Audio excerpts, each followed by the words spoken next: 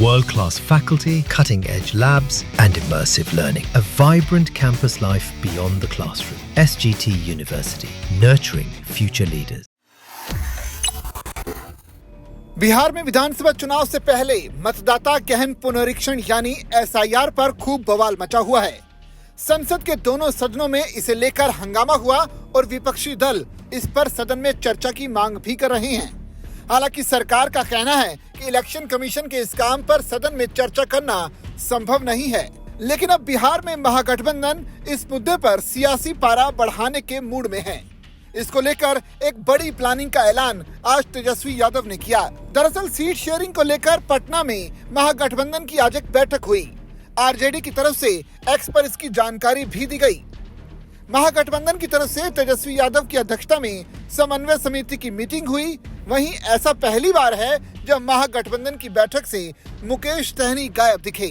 उन्होंने अपने प्रदेश अध्यक्ष को भेजा।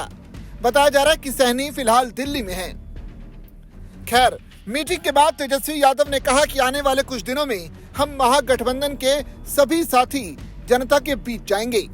बिहार की जनता के अधिकार को लेकर जिस प्रकार से वोटर के नाम काटे जा रहे हैं, इस पर पूरे बिहार में यात्रा निकाली जाएगी और इस यात्रा में राहुल गांधी भी शामिल होंगे। लेकिन आज हम सब लोग महागठबंधन के साथी हम लोग बैठे, इस पे भी चर्चा हुई। लेकिन महत्वपूर्ण बात यह है कि आने वाले कुछ दिनों के बाद यानी राखी के बाद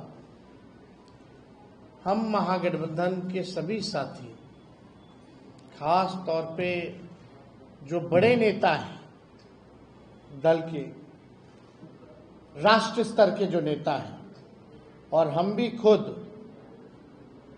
राखी के बाद जनता के बीच हम लोग जाएंगे। हम लोगों की यात्रा होगी और तकरीबन 9 प्रमंडलियों में, यानी हर एक प्रमंडल में हम लोग जो है रैली भी करेंगे। या जिस प्रकार से वोटर्स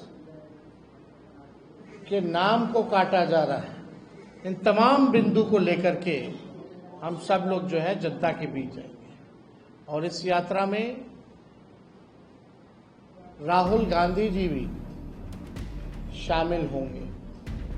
वैसे खबर यह भी है कि राहुल गांधी रक्षाबंधन के बाद 5 दिन की बिहार यात्रा पर आ रही हैं और खबर यह भी है कि इसी यात्रा के दौरान ही पूरे महागठबंधन के नेता बिहार के अलग अलग हिस्सों में यात्रा निकालेंगे और एसआईआर के मुद्दे पर सरकार का विरोध करेंगे। अब बिहार में इलेक्शन कमीशन द्वारा कराए जा रहे एसआईआर के बाद 1 अगस्त को नई वोटर लिस्ट इलेक्शन कमीशन की तरफ से ड्राफ्ट की जाएगी।